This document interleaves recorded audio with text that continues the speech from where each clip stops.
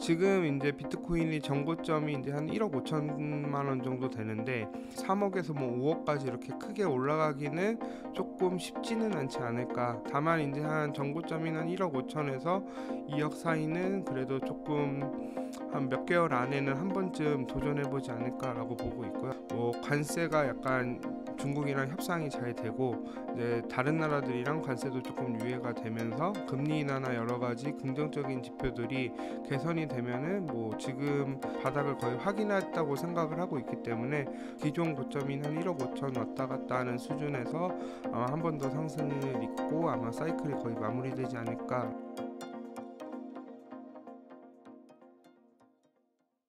안녕하세요. 성정길 시청자 여러분.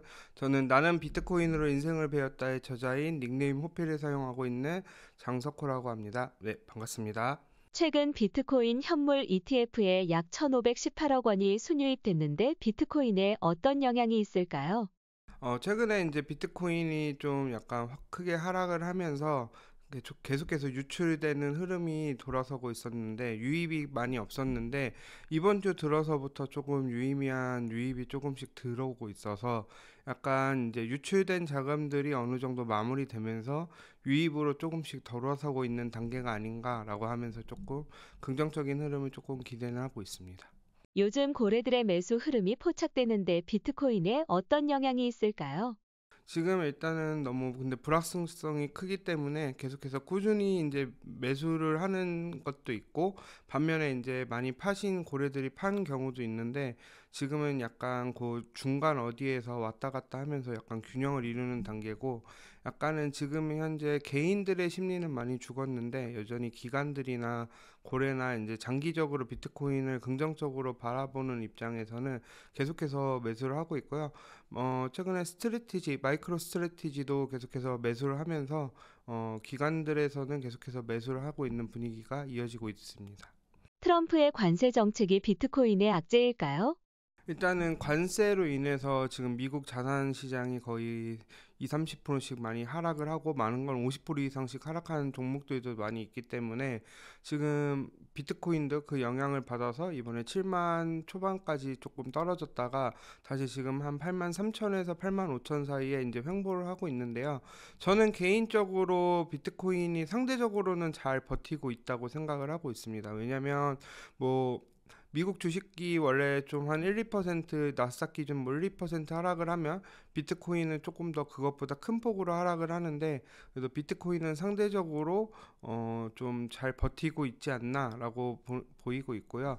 다만 이제 어차피 비트코인도 위험 자산이기 때문에 특히 그 현물 ETF 승인되면서 미국형 자산이 되기 때문에 이제 미국 자산 시장에 굉장한 많은 영향을 주기 때문에 미국 주식 시장이 돌아서지 않고 비트코인만 홀로 조금 올라가기는 당분간은 좀 힘든 상황이고 관세의 영향을 계속해서 받고 있지만 그래도 관세의 영향이 조금씩 줄어들고 있고 이제 앞으로 좀 합의 가능성이 조금 더 높아지고 있다고 저는 개인적으로 생각을 하기 때문에 일단은 비트코인이 조금 더 반등할 가능성이 높지는 않나라고 보고 있습니다. 그렇다면 결국 경제가 살아나야 비트코인도 살아나는 걸까요?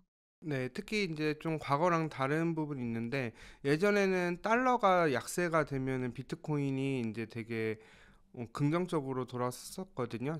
지난 제가 사계절 사이클에서 첫 번째 사이클인 2017년까지랑 그다음에 두 번째 사이클 2021년까지는 비트코인 상승장에서 달러가 되게 약세가 됐을 때 비트코인이 엄청 상승을 하고 알트코인까지 상승을 했는데 이번에는 약간 달러 인덱스가 낮아지면 오히려 비트코인이 하락을 하고 달러 인덱스가 올라가면은 비트코인이 긍정적으로 영향을 주는 경우가 지금 계속해서 포착이 되고 있고 최근에도 달러가 급격하게 강세하면 약세로 돌아서면서 약간 비트코인도 안 좋은 움직임을 보이고 있기 때문에 이제 달러랑 이제 미국의 주식 자산 시장이랑 같이 함께 보셔야지 이제 비트코인을 좀 예측하는 데 도움이 될 것 같습니다. 올해 금리 인하 전망은 어떻게 보시나요?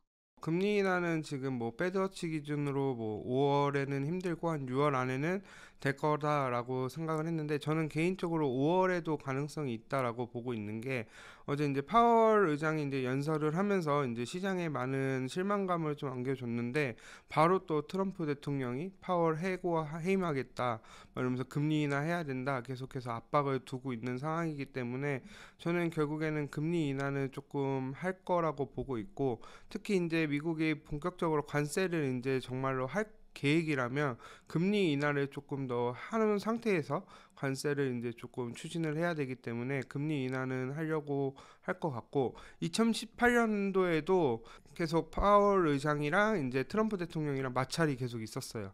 그런 상황에서 이제 결국엔 파월 의장이 이제 금리를 인하를 했는데 물론 경제적인 게 이제 지표들이 여러 가지로 안 좋았기 때문에 금리 인하했다라고 볼 수는 있지만 어쨌든 트럼프 대통령이 저렇게 금리 인하를 압박하는 상황에서 결국엔 금리 인하를 하지 않을까라고 조심스럽게 생각을 하고 있고요. 또 하나 유동성 측면이 꼭 금리뿐만 아니라 저희 이제 트럼프 감세 정책도 이제 나오고 있거든요. 그렇기 때문에 이런 감세 정책이 추가적으로 이제 시행이 되면은 조금씩 좋아질 거라고 보고 있고요.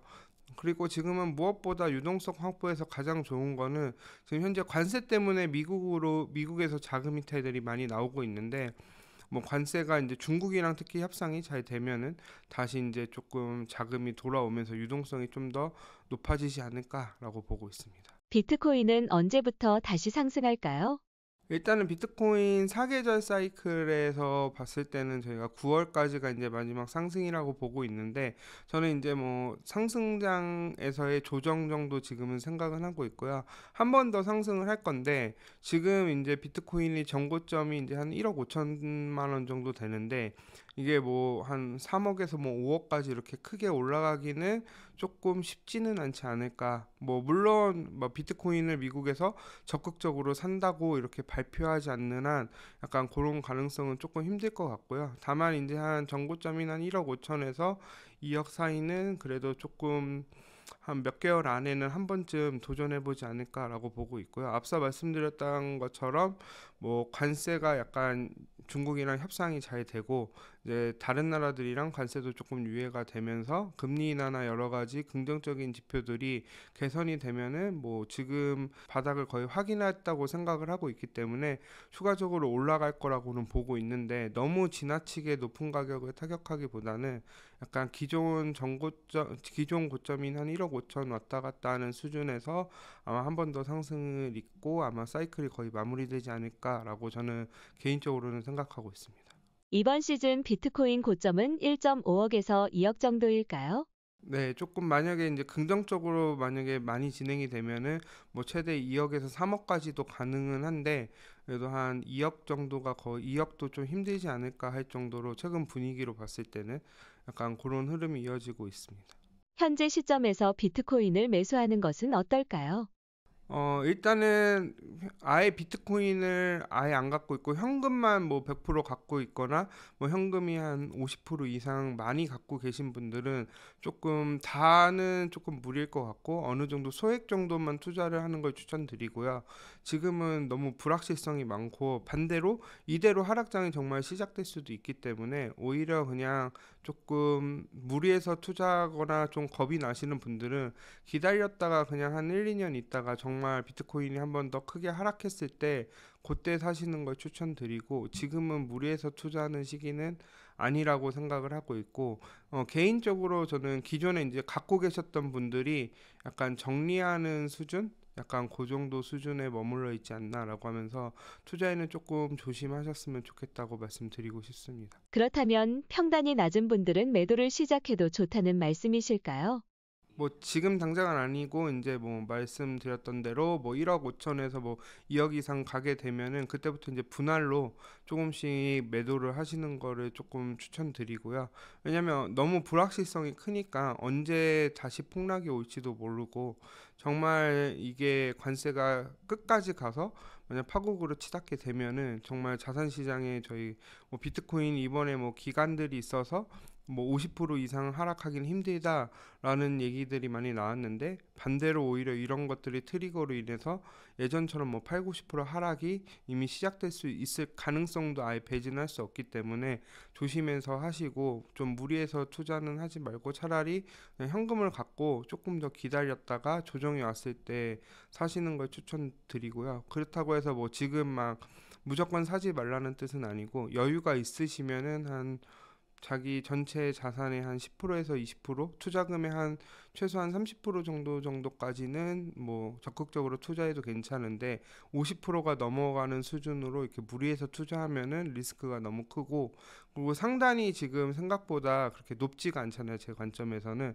그렇기 때문에 이렇게 생각보다 투자했을 때 많은 수익이 기대가 안 나는 상황에서 무리하게 투자하기보다는 오히려 비트코인이 정말 1억 아래로 떨어졌을 때, 고를 때 사면은 다음에는 뭐 3억 이상은 충분히 가능하다고 보니까 고를 때 투자하는 게 낫지, 지금 적극적으로 투자하는 거는 조금 조심해야 되지 않을까라고 생각을 하고 있습니다.